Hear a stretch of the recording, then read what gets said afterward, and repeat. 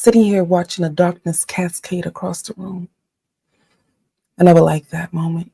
As the day comes to an end, it seems like the darkness and the loneliness seems to embed itself in the midst of my soul. Have you ever felt like that? If you have,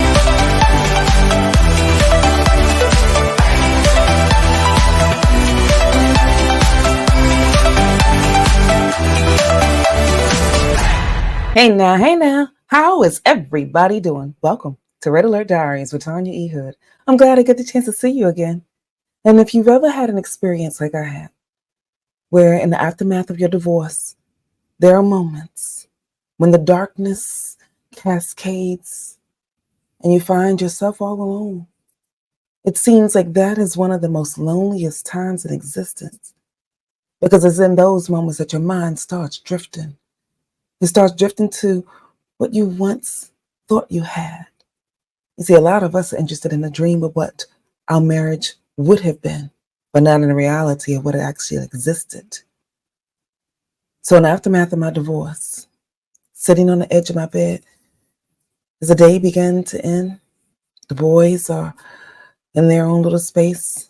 I've already prepared for the end of the day, so it's not much more to do but sit with my thoughts, sit with myself, sit and reminisce.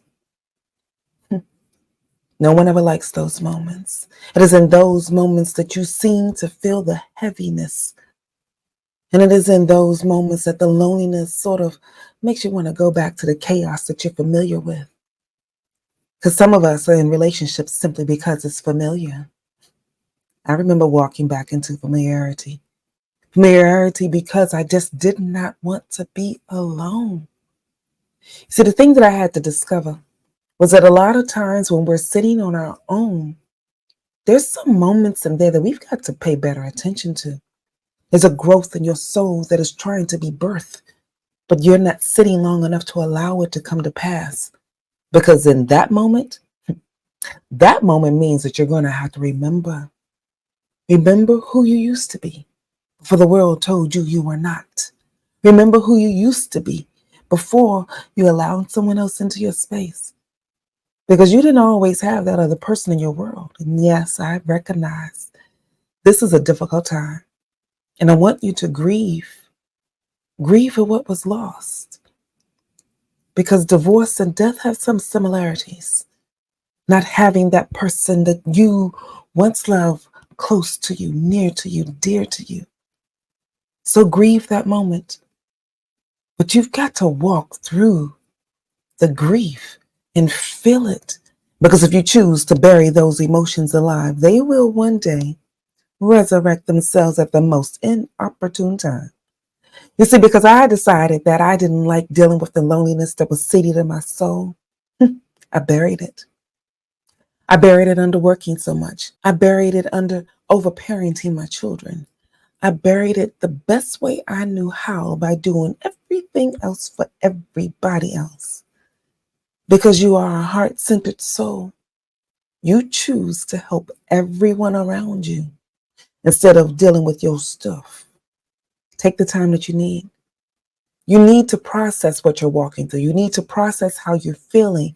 Because if you do not, you will find yourself somewhere like I did, having a meltdown in the middle of Safeway.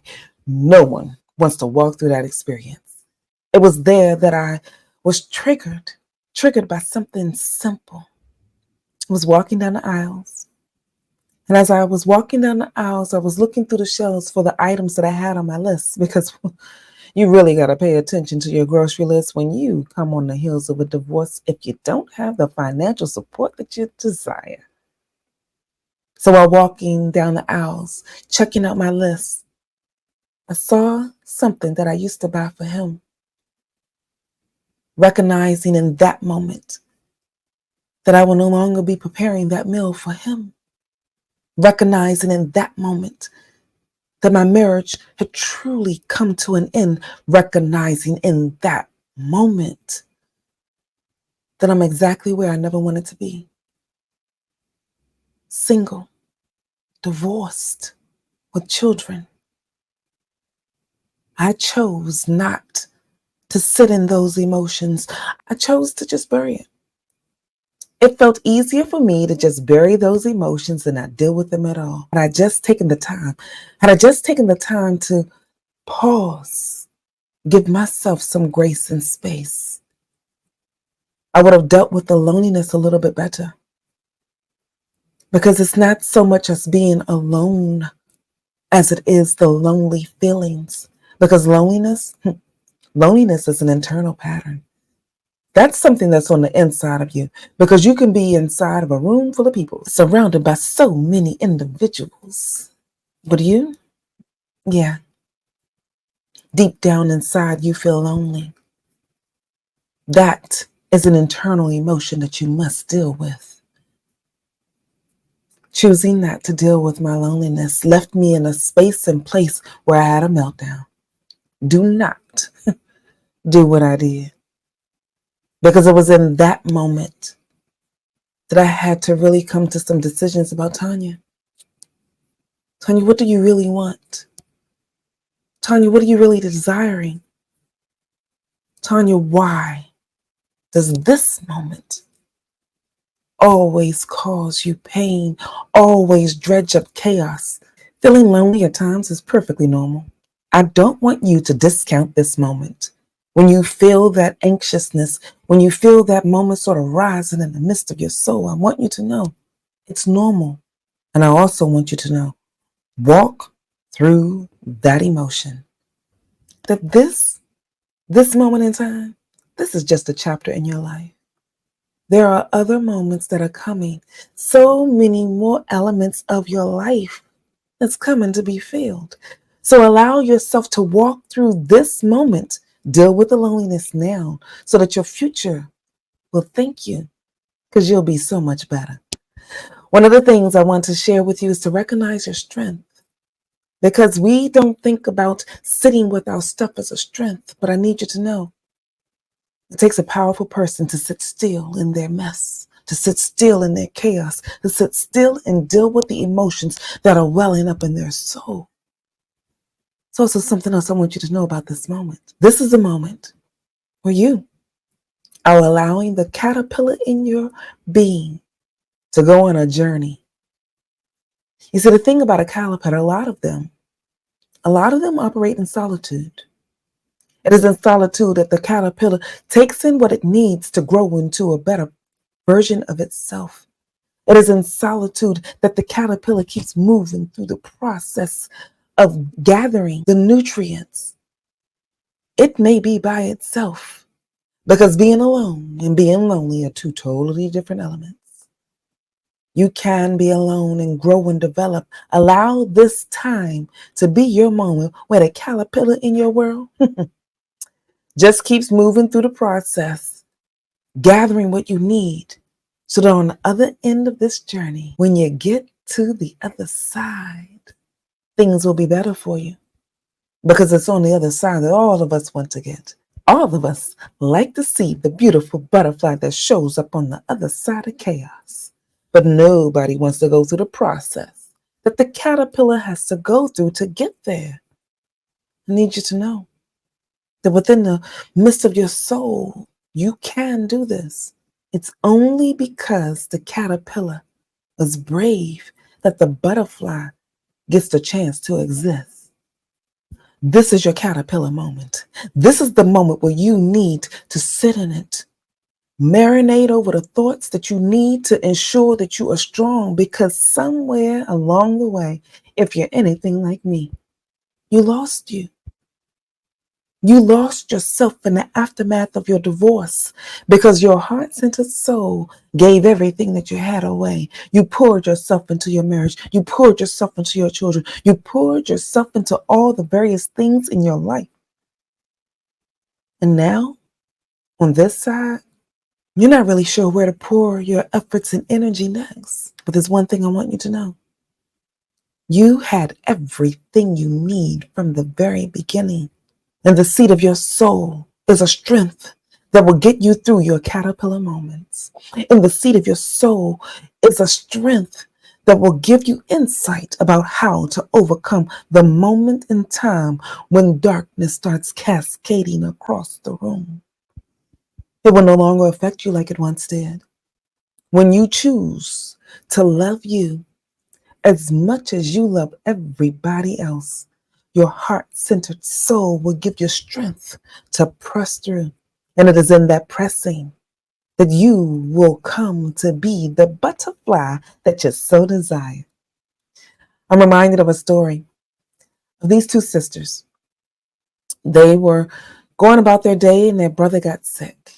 And they did all that they can. You do all that you can when you find a loved one sick. They met up with every doctor that they could. They went and did all the home remedies, all the extra things. And one day it was really clear to them that their brother wasn't going to be able to survive this particular illness. And a couple of days later, he died. Death and divorce have similar emotional patterns. They felt the loss, but they needed to grieve. They felt like, how am I going to make it without him?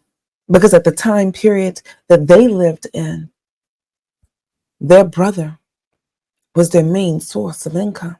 And for some of us that are leaving marriages where your ex makes more money than you, where your ex was the provider for you, where your ex was the one that you counted on to make sure that everything was okay, and you're no longer in that situation.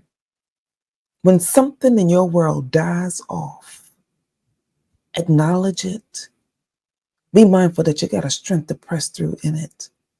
It doesn't feel great, but there are some times for some things, there needs to be a dying off.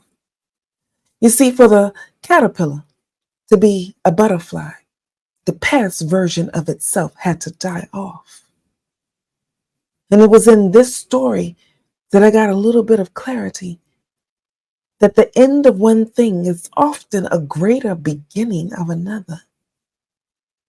And here's the next double note. The story of those two sisters, that's a story inside of the Bible of Mary and Martha. Their brother Lazarus, he died. But in that story, there was a resurrection. You see, the name Lazarus means God has helped. His name was synonymous with the fact that God was helping.